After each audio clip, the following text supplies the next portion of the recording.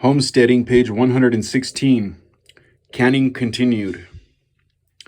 This is a pressure canner. To vent a canner, leave the vent port uncovered on newer models or manually open petcocks on some older models.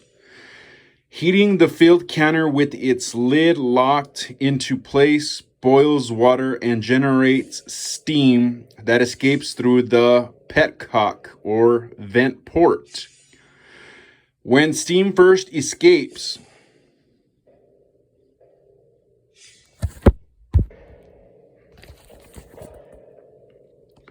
set a timer for 10 minutes.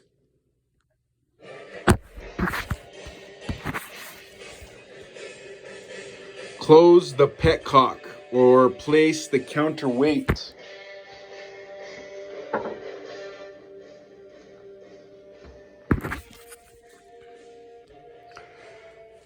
Or weighted gauge over the vent port to pressurize the canner.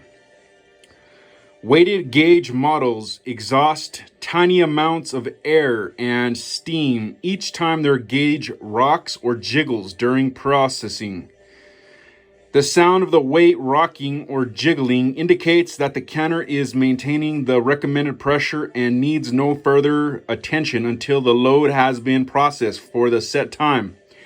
Weighted gauge canners cannot correct precisely for higher altitudes, and at altitudes above 1,000 feet must be operated at a pressure of 15. Check dial gauges for accuracy before use each year and replace if they read high by more than 1 pound at 5, 10, or 15 pounds of pressure.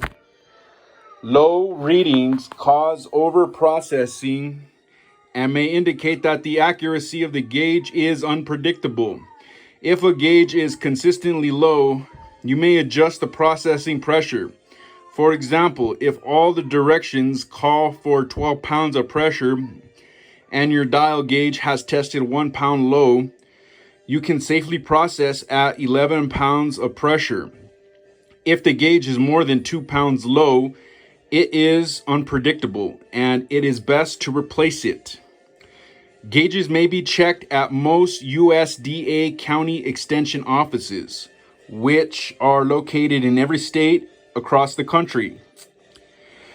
To find one near you, visit www.csrees.usda.gov.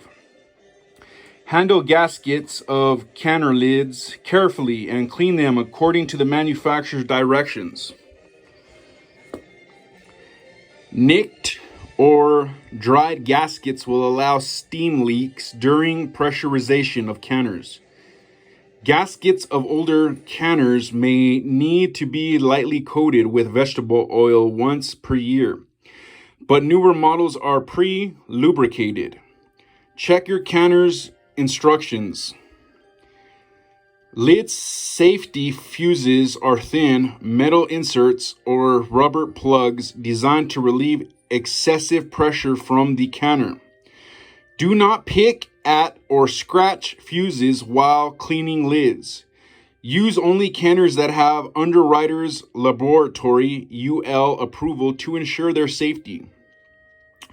Replacement gauges and other parts for canners are often available at stores offering canner equipment or from canner manufacturers. To order parts, list canner model number and describe the parts needed. Using a pressure canner. Follow these steps for successful pressure canning. Number 1, put 2 to 3 inches of hot water in the canner. Place filled jars on the rack using a jar lifter. Fasten canner lid securely. Number 2, open petcock or leave weight off vent port. Heat at the highest setting until steam flows from the petcock or vent port. Number 3, maintain high heat setting. Exhaust steam 10 minutes and then place weight on vent port or close petcock. the canner will pressurize during the next 3 to 5 minutes. Number 4, start timing the process when the pressure reading on the dial gauge indicates that the recommended pressure has been reached or when the weighted gauge begins to jiggle or rock. Here is using a pressure canner. You can see how he's grasping the glass container in the first one. This one shows how the steam's coming out the top. Shows you to safely put the gauge, whatever the fuck it is, the weight on top. How to let it sit for like 10 minutes or whatever. That's actually pointing to like 20 minutes. And then you can see it jiggling, the weight on the top. Safely grasp and move off of the oven onto a butcher block. Then open and let all the steam out.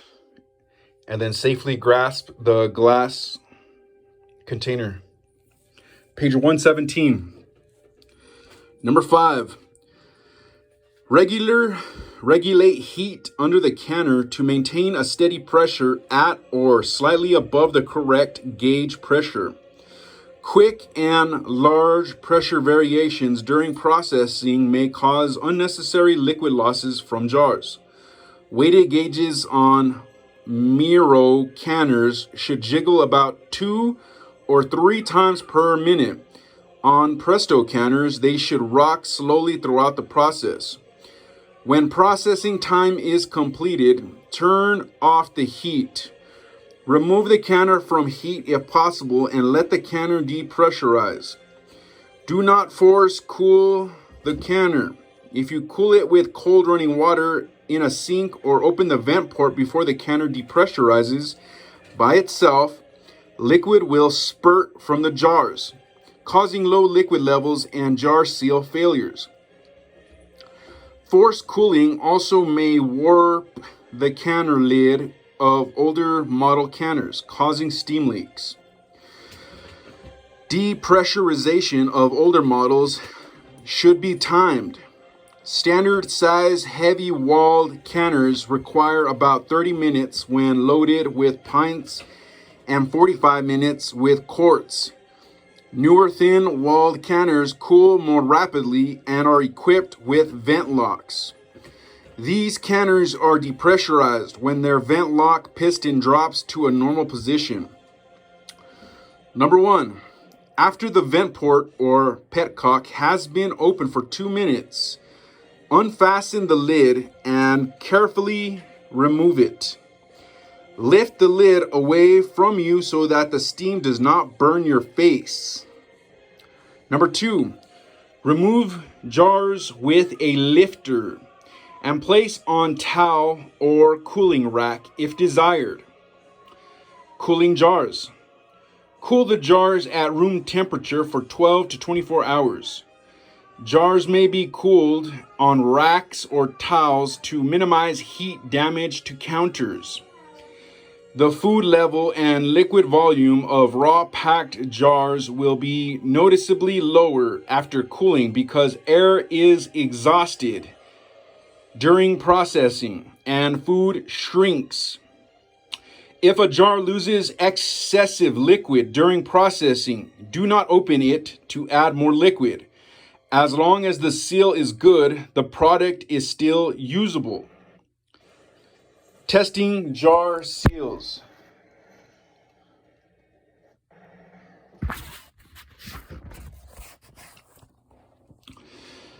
After cooling jars for 12 to 24 hours, remove the screw bands and test seals with one of the following methods. Method number 1. Press the middle of the lid with a finger or thumb. If the lid springs up when you release your finger, the lid is unsealed and reprocessing will be necessary. Method number 2. Tap the lid with the bottom of a teaspoon. If it makes a dull sound, the lid is not sealed. If food is in contact with the underside of the lid, It will also cause a dull sound. If the jar lid is sealed correctly, it will make a ringing, high-pitched sound. Shows up here the testing jar seals, the one where you press the top of the lid to see what pops up. The next one is when you hit it with a teaspoon, and then there's a third one. Method number 3, hold the jar at eye level and look across the lid. The lid should be concaved, which means curved down slightly in the center. If the center of the lid is either flat or bulging, it may have not been sealed.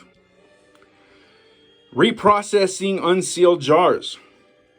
If a jar fails to seal, remove the lid and check the jar sealing surface for tiny nicks. If necessary, change the jar, add a new, properly prepared lid, and reprocess within 24 hours using the same processing time. Another option is to adjust headspace in unsealed jars to 1.5 inches and freeze jars and contents instead of reprocessing. However, make sure jars have straight sides. Freezing may crack jars with shoulders. Foods in single unsealed jars could be stored in the refrigerator and consumed within several days. Storing canned foods. If lids are tightly vacuum sealed on cold jars, remove screw bands, wash the lid and jar to remove food residue. Then rinse and dry jars. Label and date the jars and store them in a clean, cool, dark, dry place. Do not store jars at temperatures above 95 degrees Fahrenheit or near hot pipes, a range, a furnace, in an uninsulated attic, or in direct sunlight. Under these conditions, food will lose quality in a few weeks or months and may spoil. Dampness may corrode metal lids, break seals, and allow recontamination and spoilage. Accidental freezing of canned foods will not cause spoilage unless jars become unsealed and recontaminated. However, freezing and thawing may soften food. If jars must be stored where they may freeze, wrap them in newspapers. Place them in heavy cartons and cover them with more newspapers and blankets. Identifying and handling spoiled canned food. Growth of spoilage bacteria and yeast produces gas, which pressurizes the food, swells lids, and breaks jar seals. As each stored jar is selected for use, examine its lid for tightness and vacuum. Lids with concave centers have good seals.